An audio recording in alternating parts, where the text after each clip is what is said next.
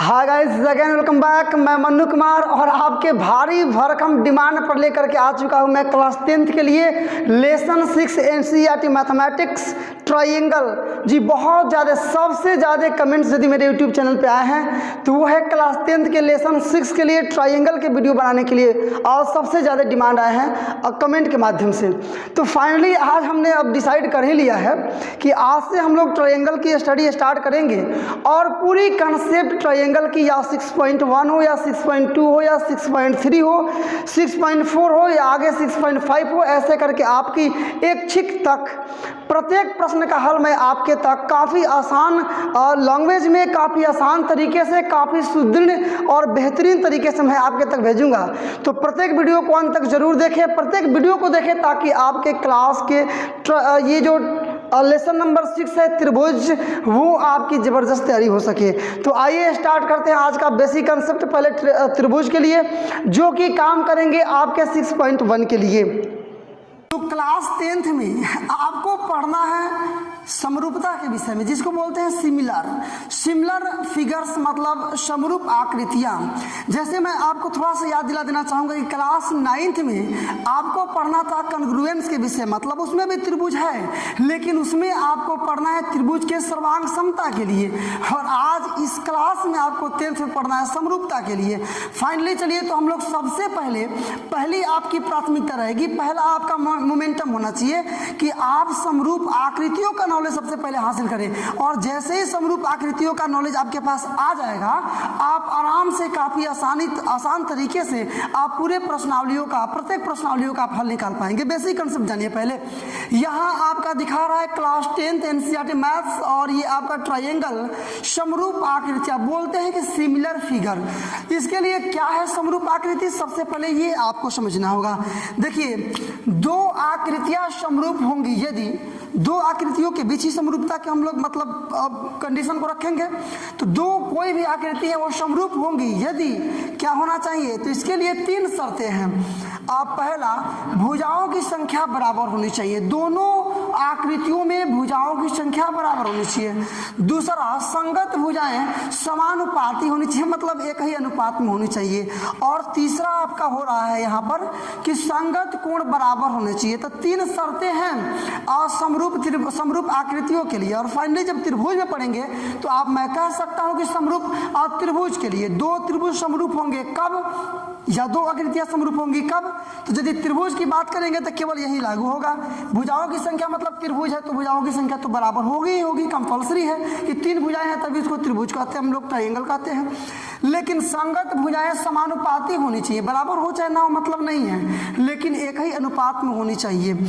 और संगत कोण बराबर होना चाहिए, मतलब कोण आपके इक्वल होना चाहिए। देखिए, हो सकता है कि आपको बड़ा डेडिकेशन फुल या फिर थोड़ा डिस्टर्ब करने वाले शब्द आपको दिख रहे हों, लेकिन मैं आपको विश्वास दिला देना चाहूँगा कि यह जो लेसन है ट्रायंगल, वो आपके लिए काफ़ी इजी हो जाएगा। कंपल्सरी तो है ही, क्योंकि इसके थ्योरम्स आपके एग्जामिनेशन में रहेंगे ही रहेंगे, इससे प्रश्न आपके एग्जामिनेशन में रहेंगे ही रहेंगे। और एग्जामिनेशन तो अलग बात है, नॉलेज के हिसाब से काफ़ी कंपल्सरी, काफ़ी नेसेसरी है ये ज्यामिति क्षेत्र में मैथमेटिक्स के अंतर्गत। तो इसके लिए हम बेहतर बड़े पैमाने पर मैक्सिमम अपॉर्चुनिटी के साथ मैं आपको समझा ही रहा हूँ। तो ये है समरूप आकृतियां।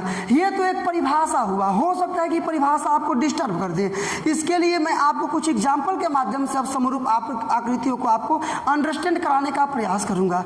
तो आइए, काफ़ी आसान शब्दों में और धीरे धीरे, कोई जल्दबाजी आज नहीं, आज मैं भी काफ़ी शांत मोमेंटम में आया हूँ, शांत विचार से आया हूँ कि आपको मुझे त्रिभुज को समझा देना ही देना है, और खास करके समरूपता को।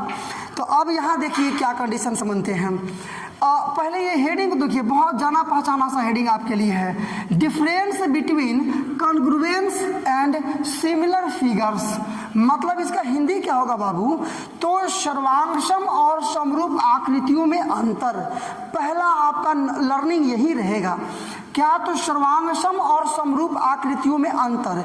इधर देख लीजिए, ये सर्वांगसम, यहाँ आपको देखना होगा क्या, तो सर्वांगसम कॉन्ग्रुएंस बोलते हैं। अब जैसे इसको समझना चाहे समझ सकते हैं। ये हम लोग पढ़े हैं क्लास 9th की पढ़ाई है, समरूपता सर्वांग समता आपका। इधर आपको देखना है समरूप, क्या देखना है मेरे साथ बोलिए, तो समरूप देखना है। और ये किस क्लास की पढ़ाई है, तो ये स्टडी है क्लास 10th की, जो कि आज आप एक नए विचारधारा के अंतर्गत सीखने जा रहे हैं। अब देखिए, सर्वांगसम का मतलब होता है सभी अंग से बराबर। सभी अंग से बराबर का मतलब उसके सारे अंग, भुजाएं, कोण वगैरह सारे एंगल, उसके सारे एंगल से वो बराबर दिखना चाहिए। सर्वांगसम होना चाहिए, सभी अंग से बराबर होनी चाहिए। जैसे मैं यदि वृत्त की बात करूं, ये मैंने वृत्त की बात किया, तो इसका रेडियस है 4 सेंटीमीटर। कितना है? 4 सेंटीमीटर, 4 सेंटीमीटर। और ये एक वृत्त है, इसका भी रेडियस, इसका रेडियस समझिए हो गया 5 सेंटीमीटर। तो ये दोनों सर्वांगसम नहीं है, ये दोनों सर्वांगसम नहीं है। क्यों? क्योंकि इसमें त्रिज्या अलग अलग है। अच्छा, ये 4 सेंटीमीटर है और एक त्रिभुज मैंने बना दिया, वृत्त मैंने बना दिया, ये भी है 4 सेंटीमीटर रेडियस वाला। तो ये दोनों सर्वांगसम है। मतलब यदि दो वृत्तों में त्रिज्याएं बराबर हो तो वो सर्वांगसम होगा। ये क्लास 9th की पढ़ाई आपको, स्टडी आपको बोल रही है। क्लास 10th में जो समरूपता है, इसमें हो बराबर चाहे नहीं हो, इस संसार में जितने भी सर्किल है, चाहे वो बड़े हो चाहे छोटे हो, वो सब सर्वांगसम है, सब समरूप है। रेडियस इसका चाहे जो भी हो, ये सब समरूप है। तो जितने भी वृत्त हैं वो सब समरूप हैं, लेकिन जितने भी वृत्त है वो सभी सर्वांगसम नहीं है। सर्वांगसम के लिए रेडियस बराबर होना चाहिए। दो सिक्कों को लेकर के आप एक के ऊपर एक रखें, दोनों को यदि पूरी से ढक लिया, कहीं से भी आपको समझ में नहीं आए, सामने से देखकर इसमें 2 सिक्के हैं, इसका मतलब कि वो दोनों सर्वांगसम है। लेकिन एक 5 रुपए का सिक्का हुआ, एक 1 रुपए का सिक्का हुआ, जो कि बराबर नहीं ढकेगा, लेकिन वो दोनों समरूप है, भले बराबर नहीं है। मैं आपसे समझ सकता हूं कि आप इसको आसानी से समझ रहे होंगे। जैसे यदि त्रिभुजों की मैं बात कर लूँ, यहाँ ध्यान दीजिएगा, यदि मैं त्रिभुजों की बात करूँ तो ये एक त्रिभुज है जिसमें ये वाला है आपका, भुजाएं की ही बात करते हैं, ए बी सी, ये 6 सेंटीमीटर, ये 6 सेंटीमीटर, ये 6 सेंटीमीटर, और एंगल ये आपका हो गया 60 डिग्री, 60 डिग्री, ये 60 डिग्री।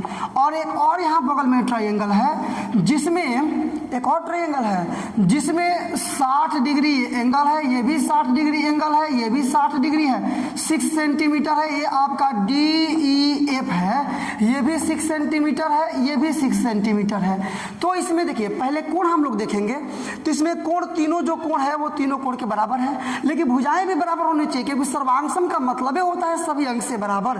तो भुजाएं भी देखिए, आप सारे भुजाएं बराबर है। ये वाली भुजा AB बराबर DE, BC बराबर EF और AC is equal to DF, मतलब बराबर है। इसका मतलब ये दोनों सर्वांगसम है। लेकिन यदि यहाँ आप हम दूसरे कंडीशन में यहाँ आपको मैं दिखाना चाहूँ, आप मिला सकते हैं कि ये एक त्रिभुज है, ये एक त्रिभुज हो गया, ट्रायंगल हो गया, ये 60 सेंटीमीटर 60 डिग्री, ये भी 60 डिग्री, ये भी 60 डिग्री, ABC, यहाँ एक बन गया, ये आपका 60 डिग्री, ये 60 डिग्री, ये 60 डिग्री। तो यहाँ क्या आप समझ रहे हैं कि यहाँ पर दोनों तीनों कोण, इस तीनों कोण के बराबर है, लेकिन भुजाएं बराबर नहीं है, इसलिए ये सर्वांगसम आकृति, सर्वांगसम त्रिभुज नहीं है, लेकिन ये समरूप त्रिभुज है, क्योंकि संगत कोण बराबर हो गए।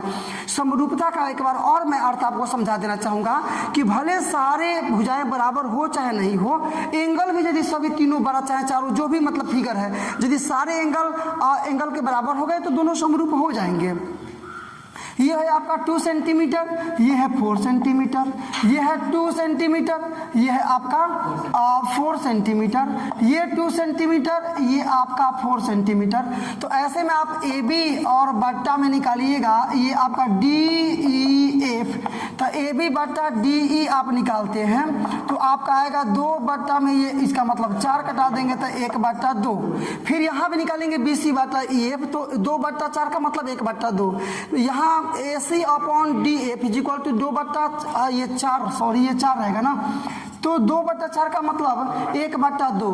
आपने क्या समझा, आप मिला लेंगे कि यहाँ पर संगत कोण बराबर है, लेकिन संगत भुजाएं बराबर नहीं है, बल्कि समानुपाती है, एक ही अनुपात में है। तो ये दोनों आपके समरूप होंगे लेकिन सर्वांगसम नहीं होंगे, क्योंकि सर्वांगसम का मतलब कि हर एक एंगल से बराबर, हर एक अंग उसका बराबर होना चाहिए। फिलहाल लास्ट में आप किस निष्कर्ष पर पहुंचे हैं? तो निष्कर्ष आपका ये है, लर्निंग आपका ये है कि जितने भी सर्वांगसम आकृतियां हैं वो सभी सर्वांगसम आकृतियां जरूर समरूप आकृतियां होती ही होती हैं, लेकिन जितने भी समरूप आकृतियां हैं वो सारे समरूप आकृतियां सर्वांगसम नहीं होती हैं। आप क्लियर समझ गए बात को? आई होप कि आपको सर्वांग समता और समरूपता इन दोनों में अंतर आपको समझ चुके होंगे आप। इसका मतलब कि देखिए, जितने भी वृत्त हैं वो सभी सर्वांगसम है नहीं है, सॉरी, जितने भी वृत्त है सभी सर्वांगसम नहीं है, त्रिज्या बराबर होनी चाहिए, लेकिन जितने भी वृत्त है वो सब समरूप है, त्रिज्या बराबर हो चाहे नहीं हो। जितने भी समबाहु त्रिभुज हैं वो सब सर्वांगसम नहीं है, क्योंकि भुजाएं इक्वल होना चाहिए, लेकिन जितने भी समबाहु त्रिभुज हैं वो सारे समबाहु त्रिभुज समरूप है, क्योंकि भुजाएं समानुपाती हो जाएंगी। जितने भी वर्ग हैं वो सारे वर्ग सर्वांगसम नहीं होंगे, क्योंकि उसके लिए भुजाएं बराबर होनी चाहिए, लेकिन जितने भी वर्ग हैं वो सारे वर्ग समरूप हैं, भुजाएं बराबर हो चाहे नहीं हो। जब आप समानुपात में लेंगे तो चारों कोण के बराबर जाएगा, क्योंकि वर्ग के प्रत्येक कोण 90 डिग्री के होते हैं। और भुजाएं मान लीजिए एक का सपोर्ट है, जैसे कि मैं आपको एग्जाम्पल के माध्यम से भी समझा देना चाहूँगा। यहाँ बीच में आप यहाँ एग्जाम्पल ले लीजिए, आप रोक करके वीडियो को आप बीच में सुधार सकते हैं। जैसे ये एक वृत्त बन गया आपका, सॉरी ये आपका एक वर्ग बन गया, ये 4 सेंटीमीटर, ये एक आपका फिर से एक वर्ग बन गया, ये 5 सेंटीमीटर। जब एक भुजा 4 हुआ तो ये सब 4 4 4 ही होगा, एक 5 हुआ तो ये 5 5 5 ही होगा। ऐसे कंडीशन में देखिए ये 90 degree 90 degree 90 degree 90 degree 90 degree 90 degree सारा कोण 90 डिग्री का होता है। वर्ग की प्रॉपर्टी है कि प्रत्येक कोण 90 डिग्री का होता है। तो ऐसे में दोनों सर्वांगसम नहीं है, क्योंकि भुजाएं 4 है, यहाँ ये 5 है, लेकिन ऐसे कंडीशन में दोनों समरूप है, क्योंकि प्रत्येक संगत कोण बराबर है। आप भुजाएं समानुपाती माने 5 4/5, यहाँ भी 4/5, यहाँ भी 4/5, यहाँ भी 4/5, मतलब भुजाएं जो है वो समानुपाती हैं। तो फाइनली आप समझ सकते हैं कि जितने भी वर्ग हैं वो सभी वर्ग सर्वांगसम नहीं होते हैं, इसके लिए भुजाएं बराबर होनी ही चाहिए, लेकिन जितने भी वर्ग हैं वो सब समरूप होते हैं, भले भुजाएं बराबर हो चाहे नहीं हो। आज की यही लर्निंग रहेगी। अब आपको 6.1 के प्रश्नों का हल समझने में बिल्कुल कोई परेशानी नहीं होगी, मैं दावे के साथ आपसे कह सकता हूं। तो इसके बाद वाली वीडियो में यहाँ तक, आज की वीडियो केवल यहीं तक। उम्मीद है कि आज का कंसेप्ट आपको बहुत बेहतरीन और बहुत ही रोचक लगा होगा, क्योंकि रोचक वाली बात ही थी, सारा प्रोसेस ईजी था और आपने बेहतरीन ढंग से समझा भी। तो आज के लिए इस वीडियो में केवल इतना ही। तक देखने के लिए आपका बहुत बहुत धन्यवाद। ऐसे ही लगातार नॉन स्टॉप और हाई लेवल एजुकेशनल वीडियो को पाते रहने के लिए सब्सक्राइब कर डालो इस वर्ड लेवल एजुकेशनल चैनल को। और यदि आपने चैनल को सब्सक्राइब कर लिया तो वाकई में आपने काफी उत्साहवर्धक, उत्तेजक और प्रेरक कार्य किया है। अब एक काम और आपको करना है, लाइक करो इस वीडियो को, ताकि पता चले कि दुनिया को इस प्रकार की वीडियोज लाइक हैं। और इसके बाद से all your social media group like WhatsApp, Facebook, Instagram इत्यादि पर शेयर करो इस वीडियो को, ताकि पता चले कि दुनिया को अब पता चले कि इस प्रकार के एजुकेशनल वीडियो अब यूट्यूब पर आने स्टार्ट हो गए हैं। और बोर्ड एग्जामिनेशन की तैयारी करने वाले विद्यार्थी घर पर बैठ करके ही उत्साहवर्धक और संतोषजनक तैयारी कर सकते हैं। तो चलिए आज के लिए बस केवल इतना ही। मिलते हैं अब अगले वीडियो में कुछ नए प्रश्न के साथ, कुछ नए एनर्जी के साथ, कुछ नए मुद्दे के साथ। तब तक के लिए बेस्ट ऑफ लक। जय हिंद।